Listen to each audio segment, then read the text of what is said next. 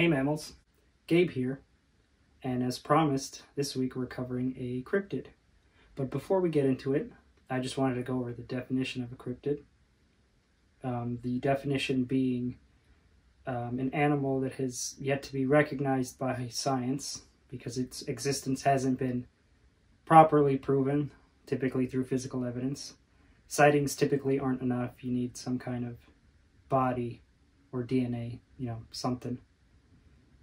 And then you have some people that confuse certain entities for cryptids. For example, Wendigos or skinwalkers aren't really cryptids. Wendigos are more of a paranormal folklore type of dealio, and skinwalkers are more witch doctors. We'll get into those at some point in the future. But anyway, back to the video. Today we're covering a bizarre sighting of a very obscure cryptid, one referred to as the NASA Gargoyle.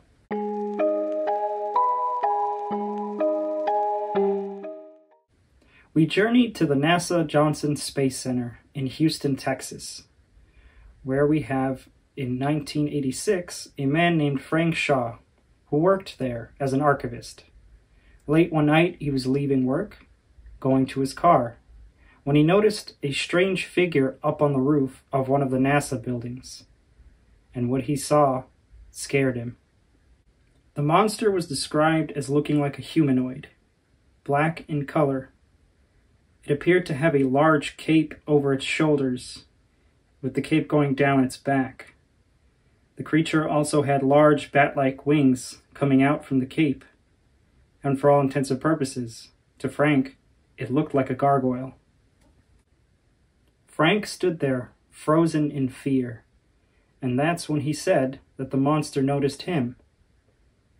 Frank said that the monster appeared to be enjoying the fear it was causing him, relishing it. It was then the monster started to flap its wings, creating a crackling sound. And Frank managed to get snapped out of his fear spell and made a run for his car, got in, sped away without looking back.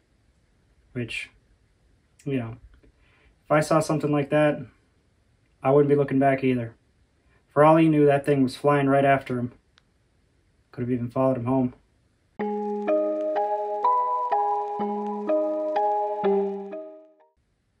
After Frank got home, he was met by his wife and his daughter, Desiree Shaw, and they could tell something was wrong, probably by his scared, terrified expression and the smell of his crapped pants. After a change of pants, he decided to tell them what he saw, and they believed him. It was hard to kind of fake that kind of fear and terror in your eyes. Desiree herself actually described her father as looking in a lot of distress and being on the verge of a full-on anxiety attack. After he told them their story, he said to his wife and daughter that he wanted to report his sighting to his supervisors at NASA.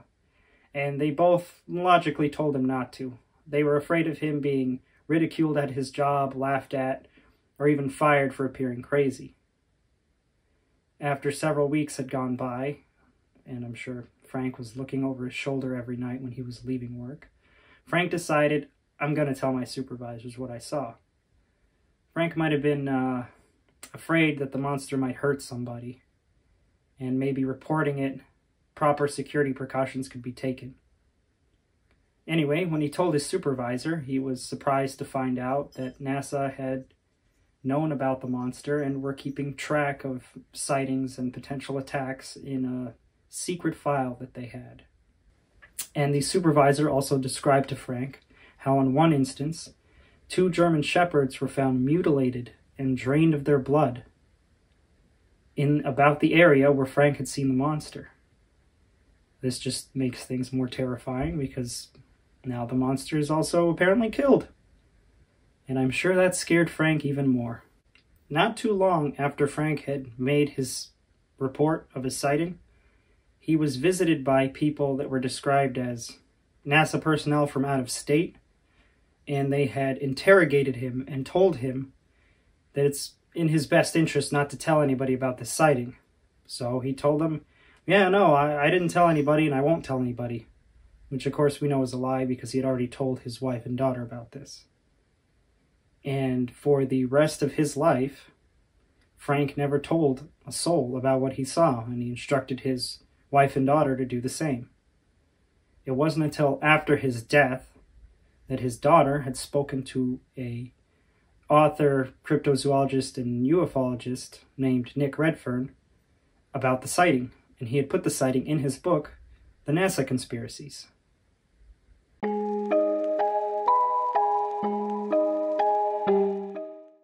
I couldn't verify a lot from this story. Frank's story is technically secondhand, told by his daughter to an author. I couldn't confirm if NASA actually had a secret file. To me, it doesn't really make sense that if NASA was keeping a secret file on this creature, that they would just openly tell an employee that was describing their account. I feel like a government entity like that would just be like, you saw something weird? Okay, well, tell us about it. Oh, that's kind of strange, but, you probably just saw a bird or something. Don't worry about it. And then as he leaves the office, they just pull out a file, plop it down, and record his encounter. Something like that. I couldn't find out if there were any other actual sightings, despite the story saying that there were other sightings by other employees. I did read an article that said that NASA employees at the Johnson Space Center had heard of the story of the gargoyle, but none of them have actually seen anything themselves. Strange. And that story about the German shepherds that were killed, I couldn't also confirm anything with that story. The German shepherds, in one article that I read, had said that they were part of security dogs for the NASA Johnson Space Center. But the entire story was recorded in one book written by one guy, and I got a copy of it, and I read the entire account. There was no mention in that entire, I think it was like 6 paragraphs, that the dogs were security personnel, or part of security. So I don't know if the German shepherds belonged to NASA, or if they were killed somewhere else and then brought to the facility, because maybe that gargoyle creature is just hanging out at the facility. Maybe that's where it made its home. I don't know. Also, I don't know if this really needs to be mentioned, but NASA has never confirmed or denied the existence of the creature or any other sightings or any secret files or anything like that. Granted, you'd expect a government entity to just deny. So I don't know. Frank also, is no longer with us, so it's hard to press him for any further details. It would have been nice to maybe get some proportions of the monster. Granted, witness testimony doesn't tend to be the best. It would have been nice to know where he was in relation to what building the creature was on, or how high up the creature was on. I also have other questions like, if it was late at night, how far really was he from the creature, and what could he actually see and make out? How did he know it was a humanoid-like figure with bat wings? I mean, maybe he could see the silhouette of the bat wings in the night. And maybe he thought it looked that way. I also want to know how he knew the monster knew that he was scared and that it was enjoying his fear. I feel like late at night you'd have to be kind of close to be able to see that, or a light would have to be illuminating the roof of the building. And any Googled images I looked up at the Space Center, and just trying to look at the facility through Google Maps or just pictures of the buildings, I couldn't really see if anything was illuminated at night. I feel like the parking lots definitely would be illuminated and outside the buildings, but maybe not so much the roofs. So I'm not really sure what to make with all that. It seems like he may have seen something, but I don't think it was a cryptid.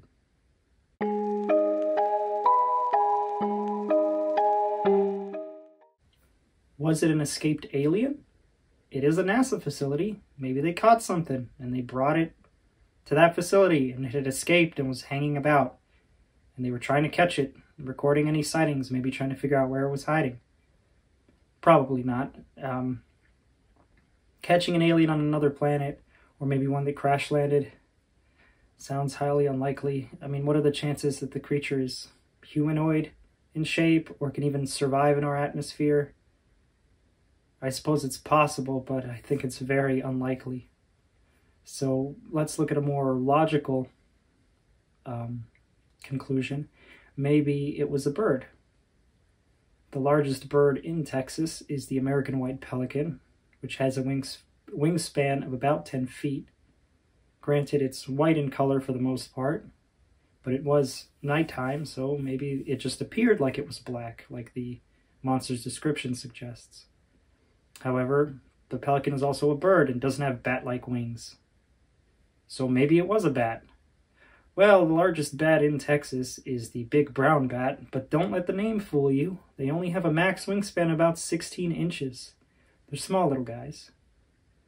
And with a lack of detail in terms of a potential height or wingspan length, or at least a position on a specific building, or maybe something could be measured, it's kind of hard to tell what he saw. Maybe there was just some debris or something hanging out on the building and it looked like some creature moving. I'm not really too sure.